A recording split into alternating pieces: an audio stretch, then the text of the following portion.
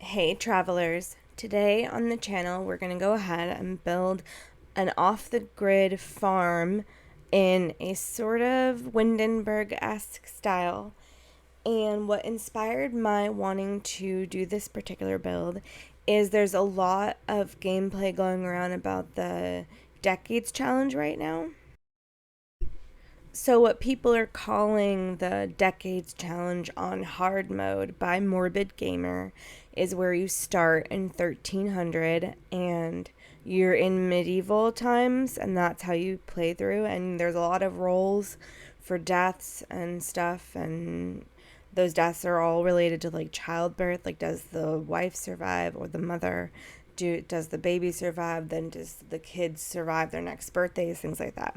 I've been watching a lot of gameplay and it made me want to put together this lot. So basically what we're going to do right now is jump into the speed build. And then after that, I will load the lot as it is now. I've made some changes to it ever since I built it. I've made some changes based on gameplay. I decided to drop a sim in and play test everything. And I wanted to do that for you guys. So because I did that, I did make some changes to the interior objects and things like that. And I made sure everything works and all of that. So we'll jump back into the game and we'll go through the lot at the very end of all of the speed builds. So thanks for watching. Please make sure you like, comment, and subscribe. We here at travingo-tales really appreciate all of our subscribers and we're really happy to have you here.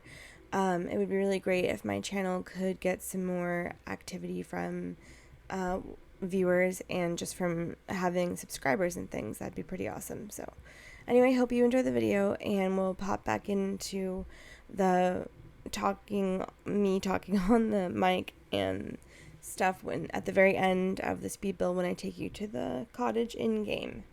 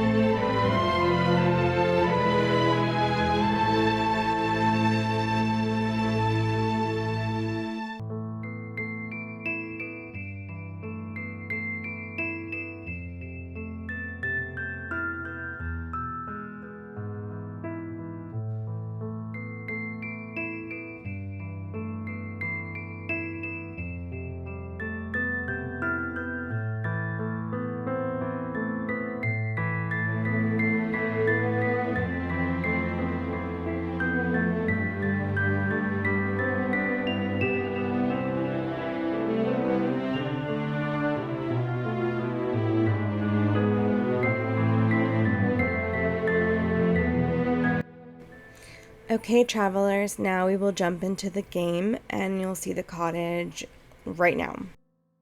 Okay, travelers, here it is in the game and it's completed now. I've play tested everything. I've planted some crops and I have rearranged some stuff slightly. So now when you go in, instead of that thing I tried to create because it didn't work, there's a stove and a separate fireplace. Now, if you're going to try and play this, use this a lot with the Decades Challenge by Morbid Gamer, then you're going to want to remove this stove and download a mod with a stove that is period appropriate. The same thing with this bathtub. And then additionally, this toilet as well, you're going to probably want to replace that. And then back here in this shrubbery, I have hidden 4 or 5 solar panels on the ground. You can kind of see them. There's this tiny bit of blue right here. So if you're going to use this lot to play the Decades Challenge, you'll want to remove those. Okay? And then also you want to remove this flock of wild birds tree and this bunny rabbit stump over here if you're going to use this to play the Decades Challenge. For my own gameplay, because I'm not going to play the Decades Challenge, I don't want to download a bunch of mods and things like that. Like, I really like food content mods. Those are a lot of fun. But I don't want to have to download a whole host of clothes. You know, one for every life stage of a sim. One set of clothing. I don't want to have to download extra stoves and bathtubs and different period piece related things. I just don't want to have to. So even though I think the challenge sounds like a lot of fun and it inspired me to make this cottage, it's just not one of those things I'm probably going to do because of the amount of mods it requires. So anyway, if you want to use this lot to play that, you can. You just want to remove the few things I've mentioned. The rabbit stump, the flock of birds tree, this stove, this bathtub, this toilet, the solar panels that are hidden back here, and you might want to remove the candle maker and add in one that someone has recolored to be more appropriate to the time period. For now, though, for my gameplay, this lot is perfect. Now, I haven't tested this lot with more than one sim. I've only tested the one. And the reason why I put the bathtub behind these columns, spandrel things, is because if you do that, it made a room and there were walls, and it should still read as a room for your Sims to bathe. But of course, in medieval times and even in times before and after that, the bathtub would have been in the front room where the fireplace is, because you would have used it to heat water for a bath. So. But I didn't know whether or not Sims would use the bath in front of each other, even with these room dividers here and these curtains I've put up, which are just supposed to be like blankets. But I know they're tarps in the game, but it was the closest thing I could come to that was like blankets or cloth.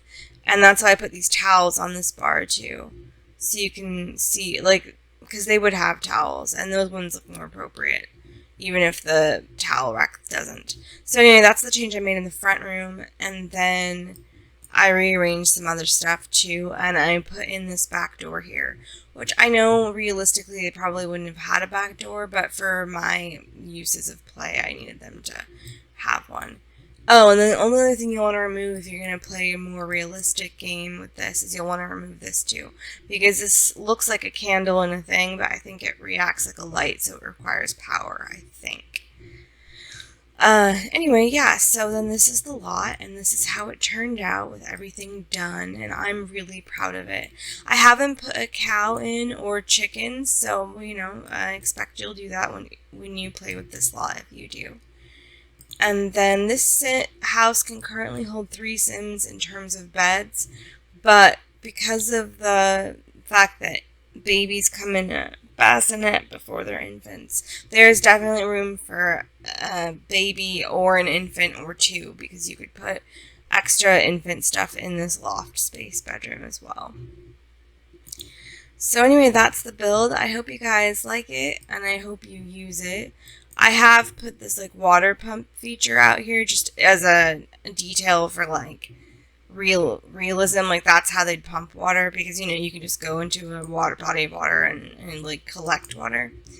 Anyway, and then this is the mailbox I chose, and of course, if you decide to do that challenge with this lot, you might want to download a mod that recolors it. But for now, that's what I'm going with, and there's the whole lot. And I'm hoping you enjoyed seeing it in the game, and I really enjoyed making this one.